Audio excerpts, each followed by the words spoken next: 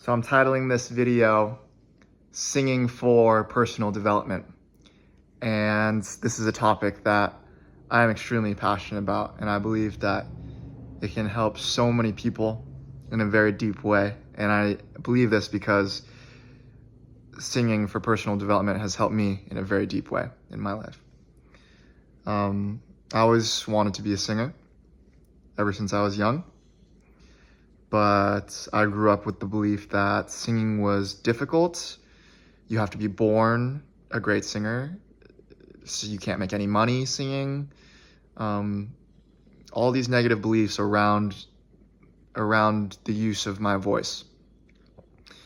And I do believe that these negative beliefs are very common in society. I think that a lot of us think that if we weren't born with a great voice, then there's no way that you can become a singer. You know, not a lot of people think that it's a skill that can be learned, and that's something that that I've tried to unravel and dive into, and I've obsessed about the voice tirelessly since 2020 when the pandemic happened. To become a singer, a learning singer, especially as an adult, takes a lot of courage, because singing is unlike any other instrument or activity in that the instrument that you're using is a part of you. Your voice is a part of who you are. If you try to pick up the guitar and you're not good at it at first, it's probably not going to have that much of a negative impact on your psyche, because you're saying, oh, okay, well, maybe I'm just like not good at the guitar. But if you try the same thing with your voice, chances are that will hurt. It will hurt a lot if you don't like the way your voice sounds, because the voice is a part of who you are. And this is why I believe that learning to sing is one of the greatest personal development tools, at least that I've found in my life. And there's so many reasons for that. And I just want to use this video as sort of practice for me communicating these ideas, because I do believe that these are very powerful ideas, and my life experience has shown me that to be the case. Now it's just a matter of being able to communicate it in a way that makes sense to other people. I had a drum lesson with a very gifted teacher, an amazing teacher. Shout out to Craig Thatcher, Drum Lab, Santa Barbara. And he told me that the more educated that you become, the more that you should be able to connect with all types of people, rather than the other way around. The more educated you become, you can develop an ego and not connect with certain types because you think like you know everything. But it made sense to me when he said that. The more educated that you become, the more that you should be able to connect. Where to begin? Yeah, the voice is super innate to who you are as a person. When we grew up as little kids, babies, we only learned to speak because we heard our parents speak. We heard other people around us speak, people in our hometown. We just learned patterns of behaviors, like how do accents form. An Australian kid comes out, they don't just get born with an Australian accent. It takes time for them to listen to how their parents are speaking to them, how their friends, their schoolmates are speaking to them, and then that's how the accent develops. They listen to it and they mimic it.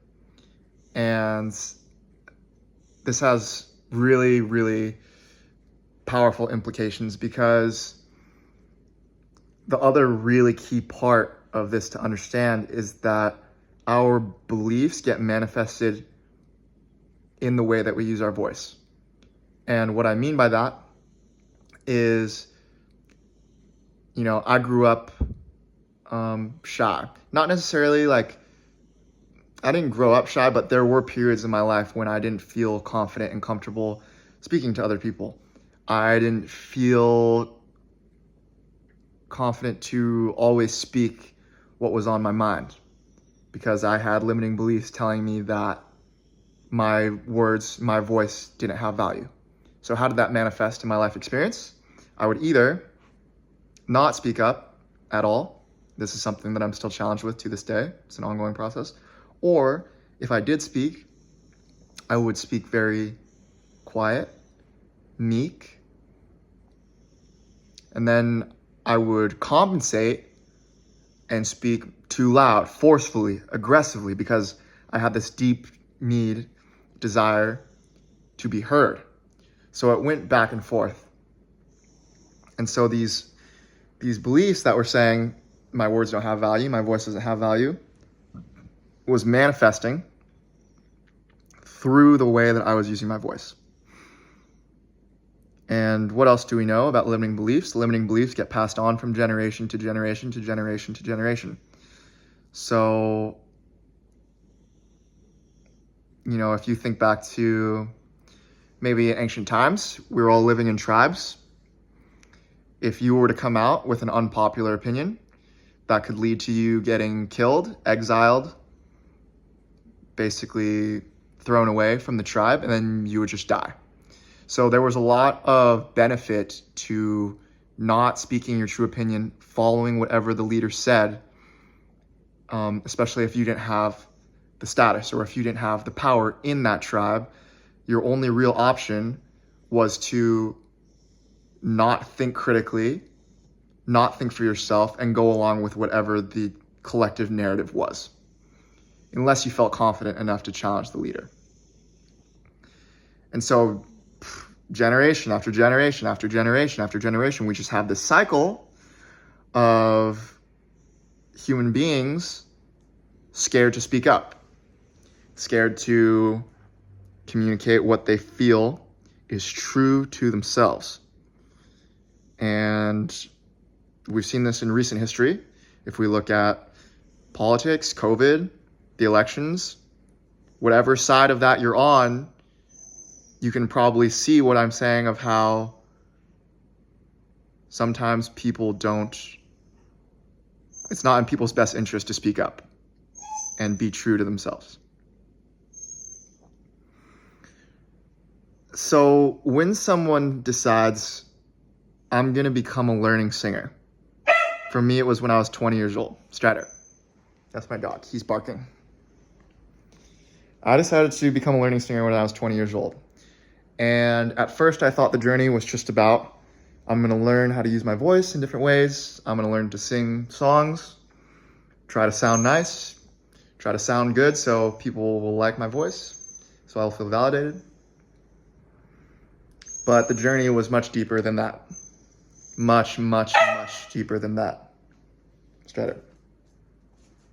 Calm.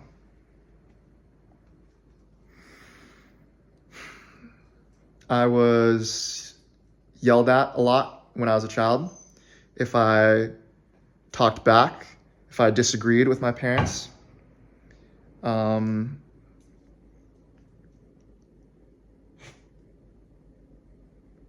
And that manifested when I tried to become a learning singer, was that I would yell. Instead of singing with balance, like you hear all the great singers do, in that very neutral place, they can sing high and low, under control, I didn't have that control. Because all I knew in my psyche, all I could do with my voice was either speak or sing normally, quiet in this kind of low range, but as soon as I get to the mid range, I would yell, reach for notes. I didn't have any nuance to the way that I use my voice. Contrast that with someone, take a Justin Bieber or any great singer who started when they were young, who, when they were first opening their mouths to sing, they were getting praised for it. They were getting validated for it. That, to one of those singers, would reinforce and build this self-concept in their mind, saying, I'm a singer, I have a good voice, my voice has value. That's a positive loop. For me, the last 4 or 5 years of becoming a learning singer, becoming a more natural singer, has been unwiring and unwiring and unwiring and unlearning these beliefs and these habits that basically say that I can't sing. The journey has been very difficult, very, very difficult, more difficult than, it's the most difficult thing I've ever done in my life, for sure.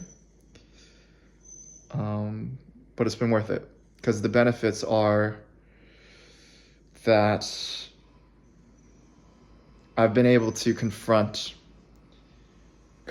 really challenging things about my personality. Stubbornness, obsessiveness, being able to only see my side, one side of the conversation, not listening to others, not valuing others' opinions. It's all linked. It's all linked when you're becoming a singer.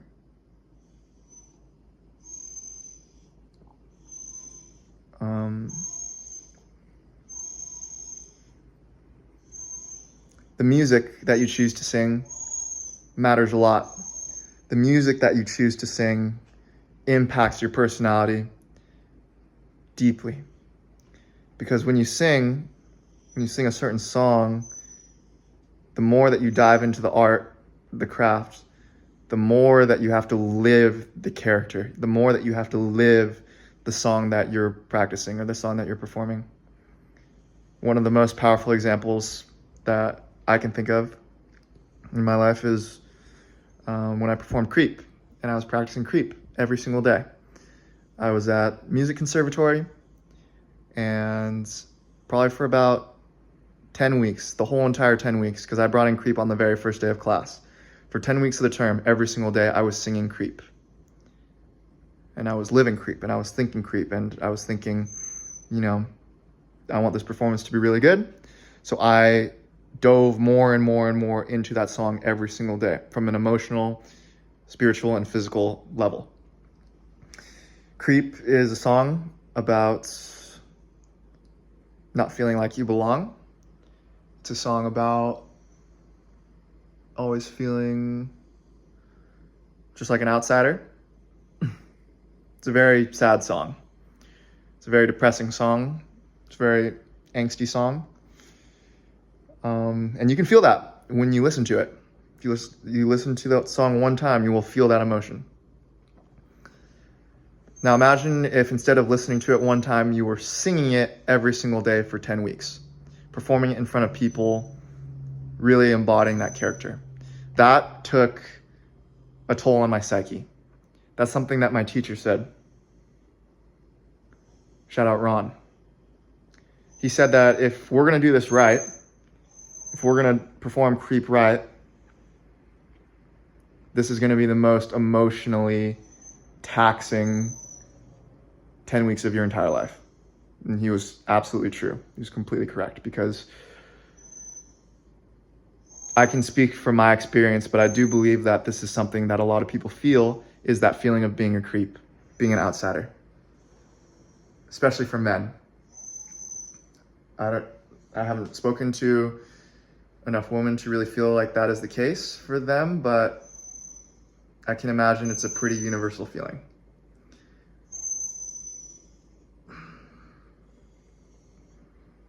And so instead of doing what I had done up till that point in my life, which is avoid that feeling of being a creep, of being an outsider, try and push it down for 10 weeks every single day, I had to embrace that feeling more and more and more and more. And by embracing that feeling, although it was difficult, it freed me. It freed me of that feeling.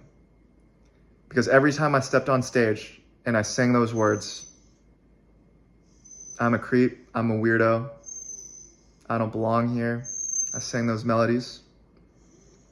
Every time I did that, it forced me to confront those feelings and accept those feelings just a little bit more every single time. By the end of the 10 weeks, I performed it at the showcase. I was a different person than when I first started.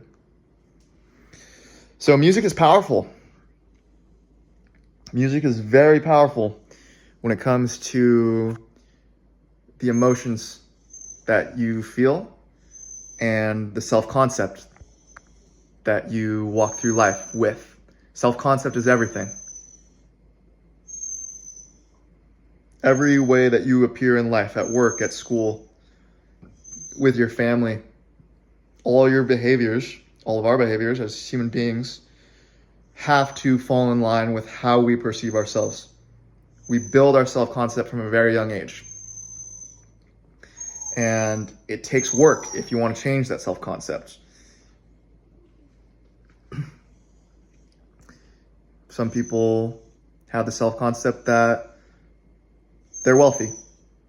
That's how wealthy people get wealthy, is they have the self-concept that they deserve money. They deserve abundance. They deserve wealth. That's part of who they are. Bill Gates, Elon Musk, they're not walking around thinking, do I deserve money? Money's bad. Things like this. No, it's very clear that their self-concept is that they deserve it. Same with anything else. Getting good grades, relationships, being good at sports, school. I said grades already. So I would ask to you watching this, I would ask, who do you believe you are? Who do you believe you are? What is your self-concept? And are you happy with that self-concept? Because if not, then you have to know that you have the ability to change it.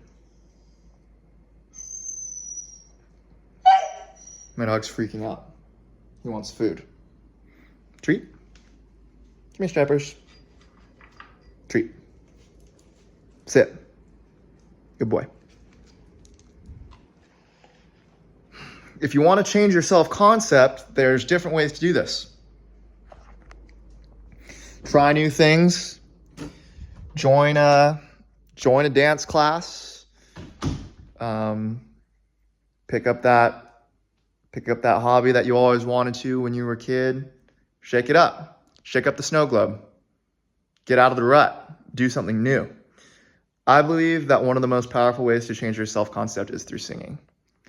Because there is so much fear, there is so much anxiety, there is so much negative messaging about the human voice generally. How many times have you heard, you can't sing. You have to be born a great singer. Open your mouth. Try to sing something right now. Pause the video. Could you do it? Did you try? If you didn't try, why not? If you did try, good for you. That's the first step.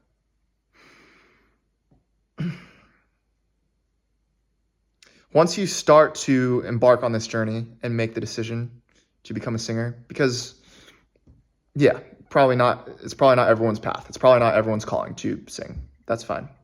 I'm speaking to the one person, 2 people, 3 people out there who have that spark inside them that they're like, oh shit, yep, I know that's who I am. I know I'm a singer, because that's exactly how I felt when I dropped out of Cal Poly in 2020.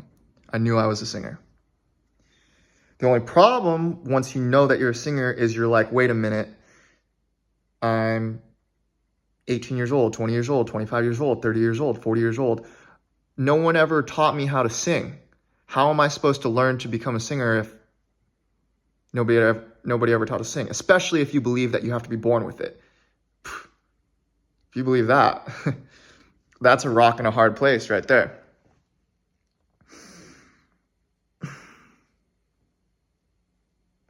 So you got to make the decision. You got to make the decision and say, I know I'm a singer. And I know that I'm a singer, and I'm going to do whatever it takes to live that version of myself, to embody that version of myself. Because what's the other option? If you have a dream, but you don't pursue it, it's probably the most painful existence that I can think of. Well, getting actually physically tortured is probably pretty painful too. Um,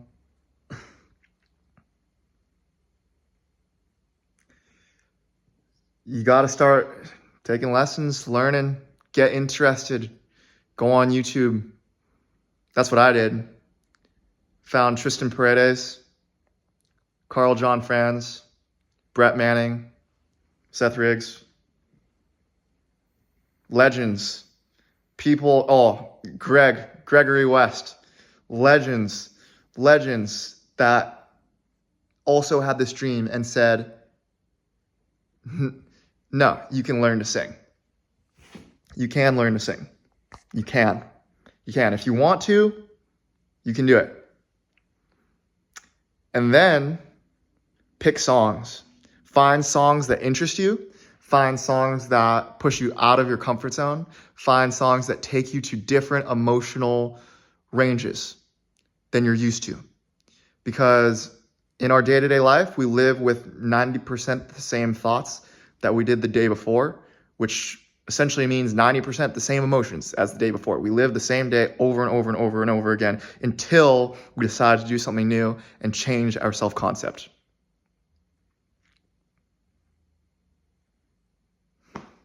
So who do you want to be? That's a really important question too.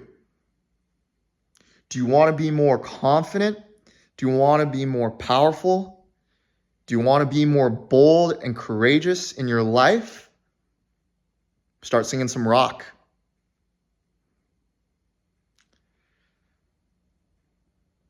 If you want to be more smooth, more sensitive, more easygoing in your personality, the way you're coming across to people, the way you're moving your life, pick some R&B, smooth singers. So hopefully you can kind of see what I'm getting at. You can direct your transformation. You can direct your growth. You can direct your change based on how you want to use your voice.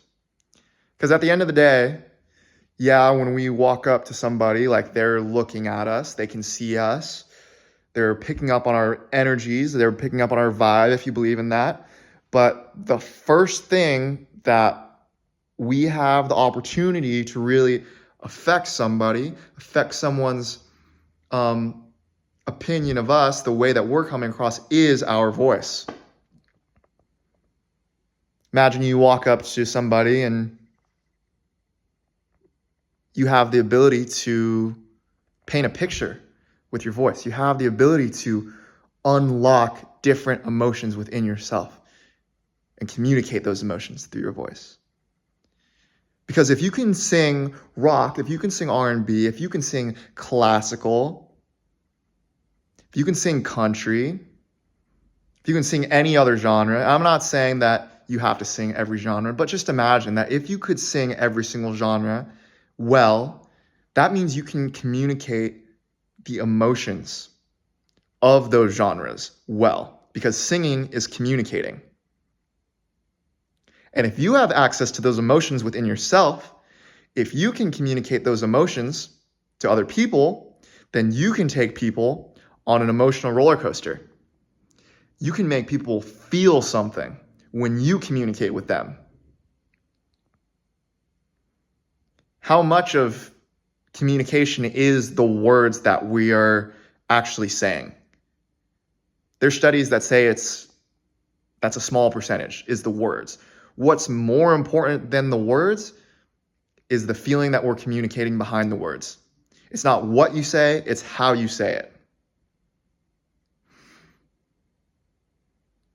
So if the most important thing is how we're saying something, then the question is, how do we get better at how we're saying something? Can you start to think of your voice as an instrument, as a beautiful, powerful, divine instrument that's capable of painting pictures, that's capable of taking others on an emotional journey when you speak to them? Your storytelling will get better. Your ability to be loose, to be playful, to be funny, to be freely associative, to trust your voice. Your ability to do all those things will get better the more that you sing, because it's a muscle. Your voice is a muscle. We train biceps, we train quads, we train chest, back, feet. We train all these things, but how many of us are training our voices? The very instrument, the very muscle that is responsible for the way that we are coming across to the world. It became very clear to me when I was in high school that, well, high school and college, I'll say it became more clear in college that communication is one of the most important skills for any human to learn. And that's a bold statement. Maybe you who's watching this, you are very good at communicating already. Then it's not the most important for you to learn. But for me, it was important. It was so important. Because when I was in high school, I was depressed. I was depressed because I couldn't connect with my peers. I couldn't connect with the people that I wanted to connect to. Why? I didn't know how to use my voice. I didn't know how to communicate in a way that other people would receive well. I was stuck up in high school. I played video games. I played sports. Sports was awesome. Sports was hugely transformative for me as well. That's when I started to learn about communication. I would throw parties in this house. 40, 50, 60 kids running around this house. And I straight up felt like the Great Gatsby, because people would come to the house, but I wasn't making the connection with people that I wanted to. People were having fun, and I felt validated because people would say, oh, Alex Chang, like, yeah, you're the guy throwing the party. That's cool. But I didn't feel like I could actually make interpersonal connections that lasted, that were fulfilling, that led to a greater experience of life for whoever was speaking with me and myself. And when I got to college, this continued. I wasn't being who I really was. I went to college for aerospace engineering because I thought that people would be impressed. That's how I thought that I could connect with people, was to impress them. If people were impressed by me, then people would respect me. Then I can connect. But looking back, it makes no sense. Aerospace engineering, hated it. I just hated it. And I would get good grades because I knew how to do the work and I knew how to do the system of school. But I hated it. So I switched. Biomedical engineering. Okay, maybe biomedical. Maybe that's my path. Nothing changed. Still hated it. Was still just killing myself for grades. Taking all these classes that I had no interest in, but still excelling because I just knew how to force myself to do shit that I didn't want to do. And throughout all this time, I mean, if you're watching this, you probably know how that feels. How that weighs on your soul to do something for so long because you think that someone else wants you to do that. To do something for so long, to force yourself to do something because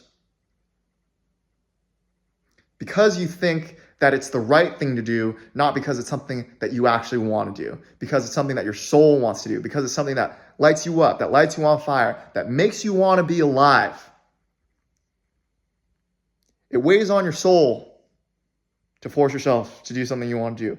And how did that impact my ability to connect with other people, to connect with friends, to connect with women?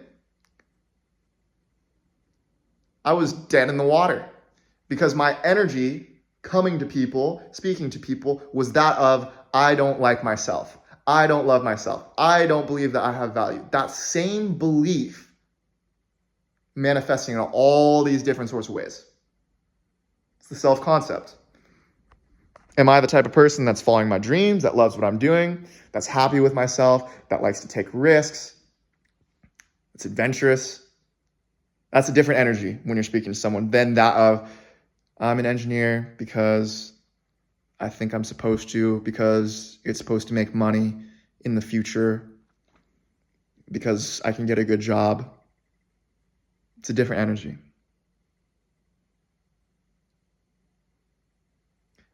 And the funniest thing is that belief affected my speech, literally affected my speech.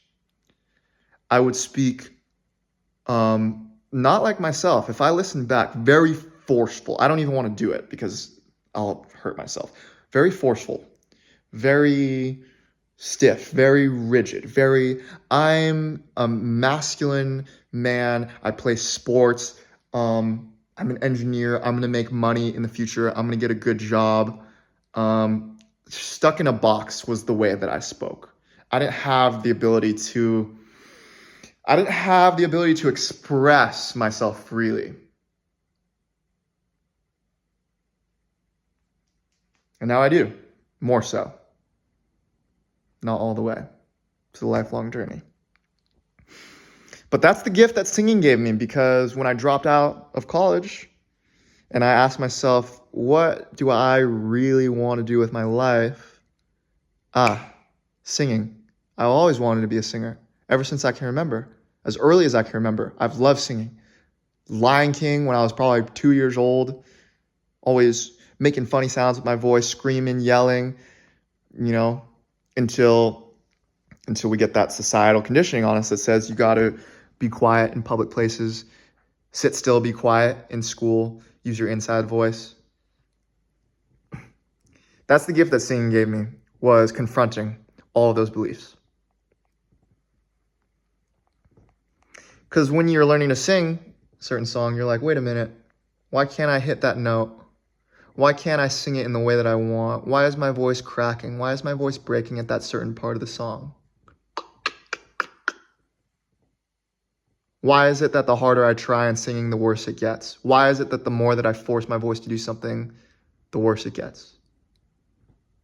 Why is it that I actually have to love and care for my voice in order for it to do what I want it to do? Why?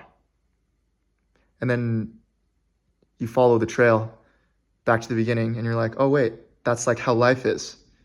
I'm supposed to love and care for myself. I'm not supposed to force myself to do something that I don't want to do.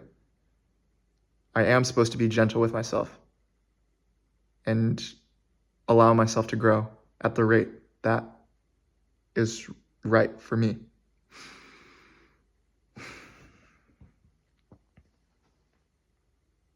It takes commitment to sing, especially in front of other people.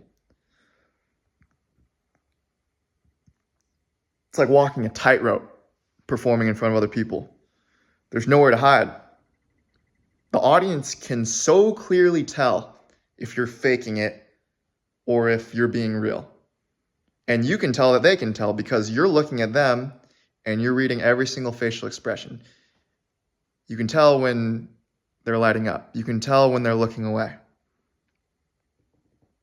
And then you follow that back to yourself and you're saying, okay, what is it about my performance that is affecting them in this way?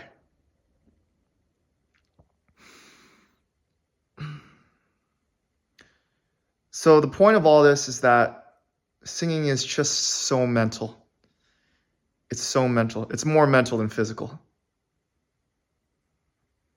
And if you know that you want to be a singer, if you know that this is your path, then you're going to have the blessing and the curse to go through all of this. Because it can be painful. It can be uncomfortable, embarrassing, shameful. Not because of the act itself, but because of what you're going to have to dig through within your consciousness, within your psyche. But it's the greatest blessing of all, because when you embarrass yourself singing on stage, when you sing poorly, when you make ugly sounds that you're perceiving or judging as ugly, even though it's just your voice. When you go through that, you become free. And little by little, you take the barriers off your voice. You take the barriers off your mind, which takes the barriers off your voice. You take the limitations off. You start to accept your voice little by little by little. You start to trust your voice little by little by little. One day, you're going to look back and see how far you've come. You're going to look back and see how much of a fucking transformation you have made within yourself. You're not going to be able to recognize yourself. Even though that the person that you're becoming is the person who you were all along, because that is your authentic voice. Good singing is not about learning new tricks, learning new techniques. Like, yeah, you have to learn, but at the end of the day, it's more about taking away. It's more about pruning. It's more about eliminating what's unnecessary in your voice. It's cutting away like a sculptor and getting to that true, authentic voice that was unafraid to express when you were a little kid. That would walk down the street or in a movie theater, in an airplane, and scream your lungs out, scream and cry and laugh, and you didn't care about what anyone thought of you because that hadn't been instilled within you yet. That's my dream. That's my dream to get to, is that feeling of just free expression, fearlessness, not worrying about what other people think.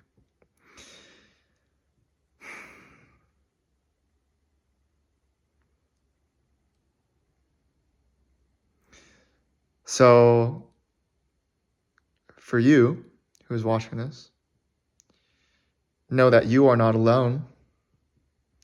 Know that other people are taking the same exact journey as you. Know that the journey will be long. Know that the journey will have its ups and downs. It may be difficult. But know that the journey will be worth it. And the journey will gift you in ways that you can't even comprehend. You can't even comprehend the ways it will gift you at this time. So many unexpected blessings, so much synchronicity, so much freedom.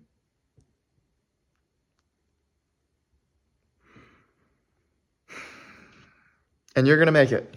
And I'm going to make it. And we're all going to make it. And even if we don't make it, at least we tried.